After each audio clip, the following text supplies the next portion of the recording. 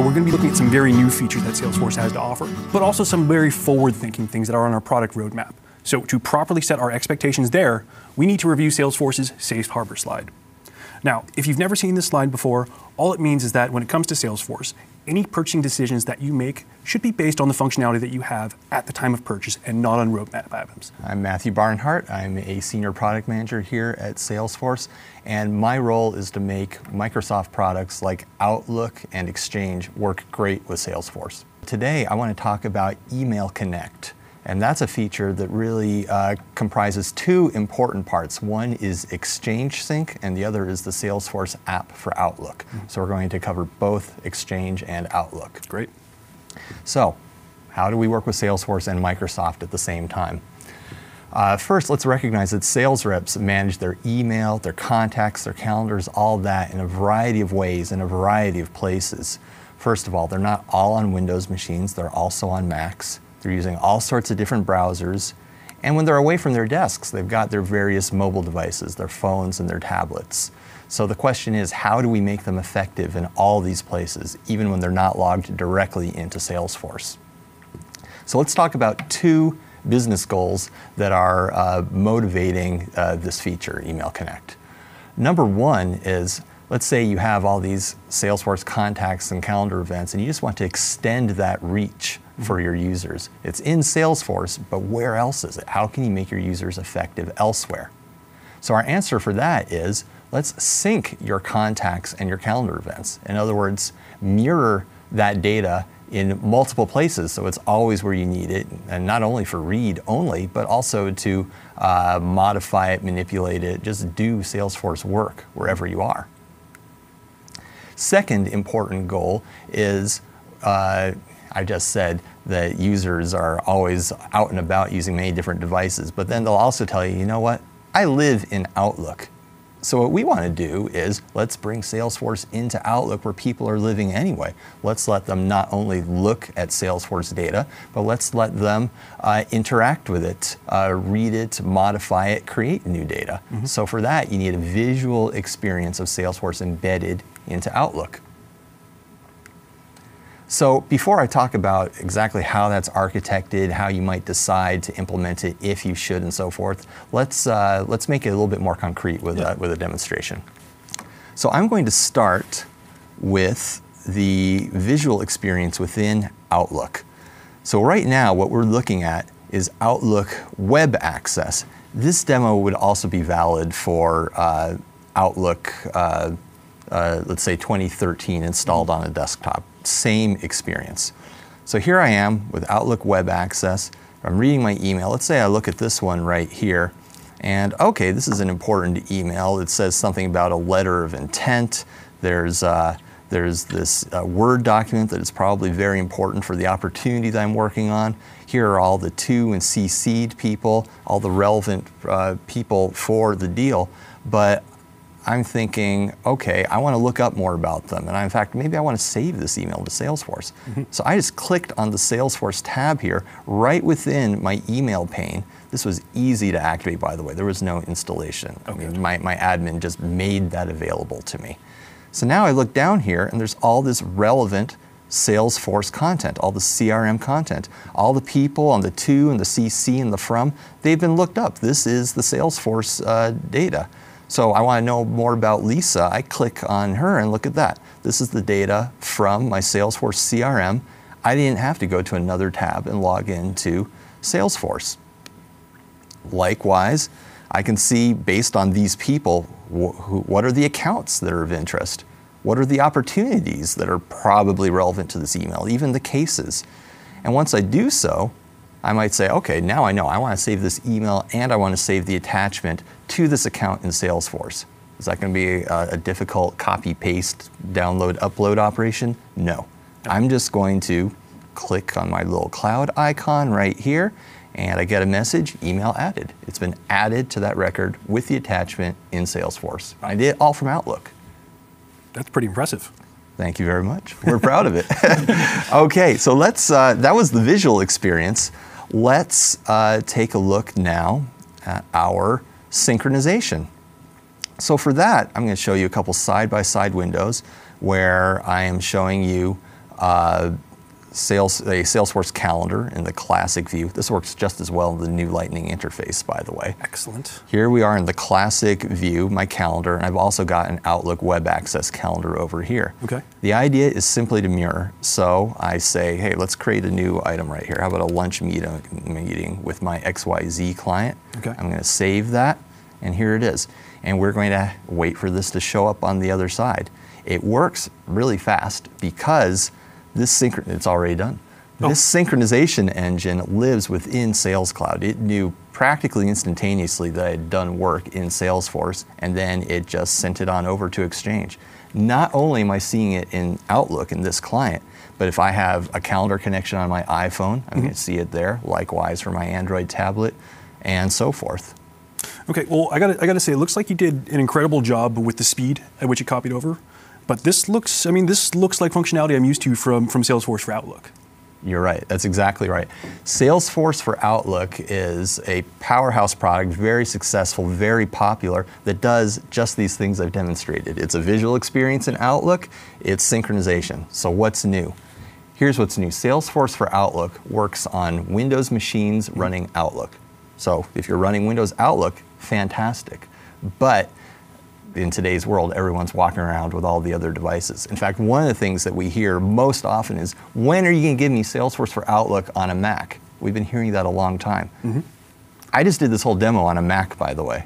Yeah, so there, that functionality is delivered. It's not Salesforce for Outlook, it's the next big thing. People have been asking for this forever on Mac. They have, and there it is. Now they have it. Wow. All right, so now let's talk about how you decide whether Salesforce for Outlook, which is still a supported product, still a very strong product, is that the right one for you, or is this new architecture relevant? So let's take a look.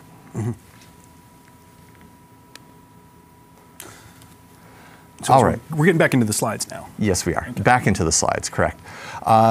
So just to reiterate something, we saw sync and we saw the visual experience, which have existed for a long time in the Salesforce for Outlook installed product. You've got sync and you've got the visual experience, which we call the side panel.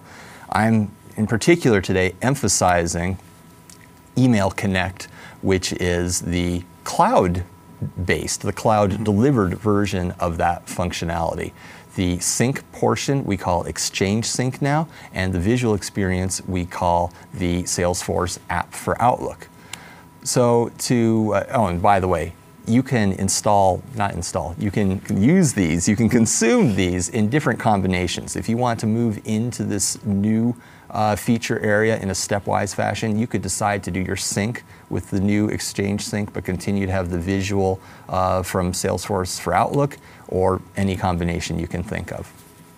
All right, but now let me tell you, why is this different? Why do we think this is perhaps better, and where you're likely to want to go? Okay. Here's a picture of how Salesforce for Outlook works. Looks really simple. I like that. 2 points, we got one arrow between them. It gives me my sync and my visual. However, it's maybe deceptively simple. You duplicate this for all your users because you had to install something in everyone's Outlook. Absolutely. So what are you going to do if your users have all these other things?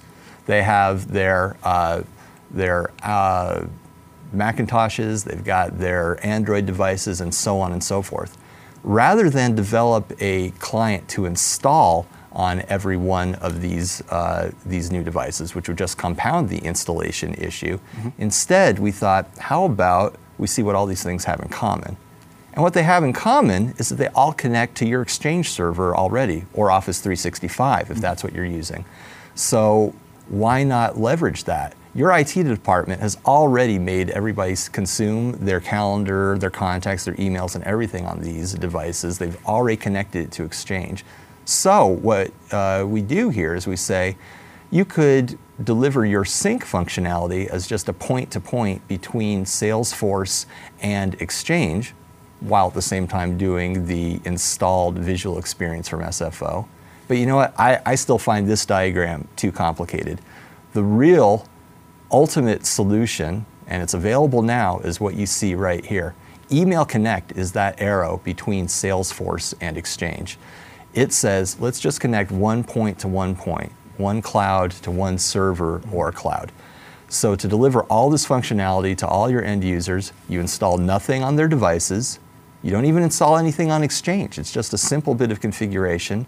And likewise in Salesforce, you don't install anything there. You just enjoy upgrades that happen by themselves multiple times a year. It's all much easier.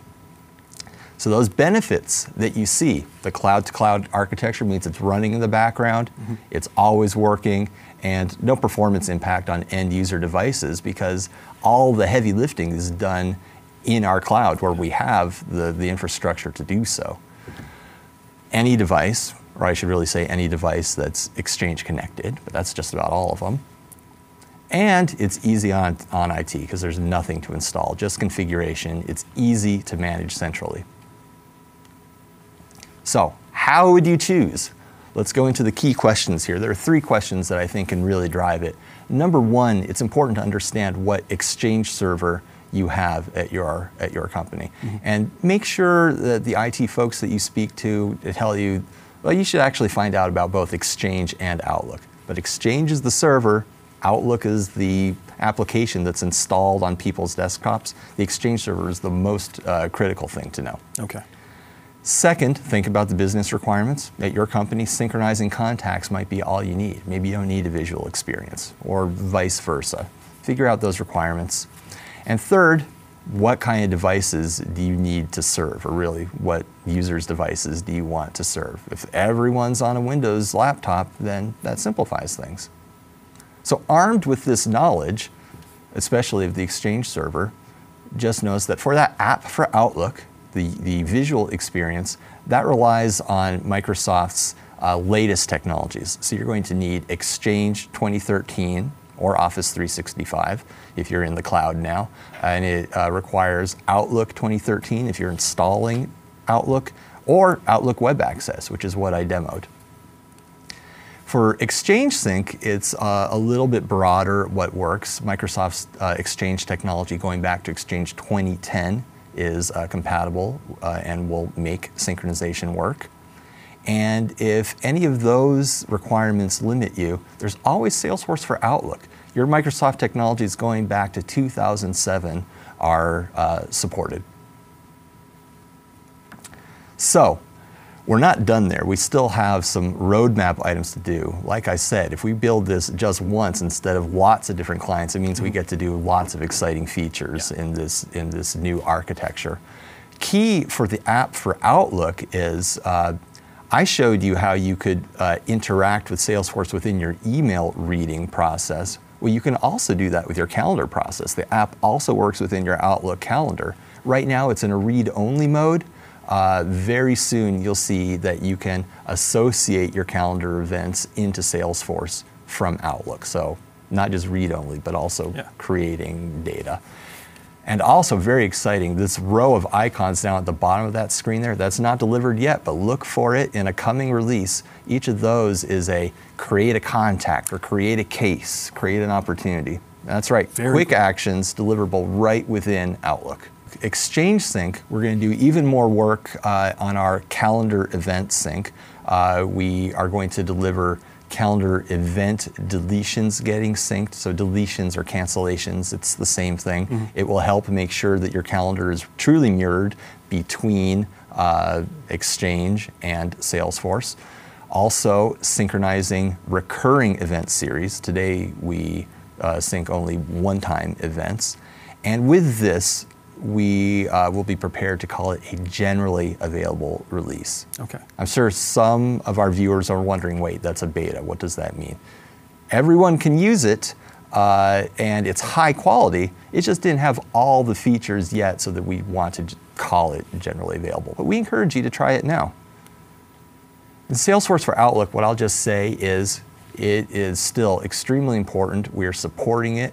We are keeping it strong and healthy and usable for our many customers who still want to rely on it. But I am left with a couple questions. Okay. So we've discussed a couple different visual experience, or not visual experience. We discussed, there being the Microsoft Exchange that we can sync with, but also there is the OWA, the web access version. Yeah. Do people get the same visual experience with each of those? Yeah. So If you are using the Outlook, the installed Outlook client on your desktop, or using Outlook Web Access, it's going to look the same either way. Okay. So that demo, it applies equally well to your installed solution. I think that's going to make training a lot easier. Yeah, I think so also. I mean, if there's only one experience across both those versions, yes, fantastic. But as far as getting this in front of customers, is there another license that they have to get, or a certain profile they need to have in order to use this? I'm happy to say no. Just like Salesforce for Outlook for years has been just one of the stock features that we think is important enough to just include. It's the same with Email Connect. Okay. So today, if you have Enterprise Edition or above and a standard license, well, that user can benefit. Fantastic. That's going to make a lot of happy customers out there. Now, you just mentioned something interesting with the beta version of Exchange Sync. So you said that customers can use this, but I mean, do they have to call us to enable it, or how do they actually go about getting their hands on it? That's right. Sometimes beta makes customers think, wait, do I really get to try this now? Yes, you can. It is available. It's really a matter of getting your Exchange admin to enable it. Your Salesforce admin. Your Salesforce admin will talk to the Exchange admin to get it set up. But yeah, it's really something that you can enjoy now, and it's high quality. Excellent. I'm sure a lot of people are looking forward to that. There is one last thing. So we all know that Microsoft is updating to a new version of Outlook soon. Right. What are our plans in terms of supporting Outlook 2016? Okay, very good. Outlook 2016, very important.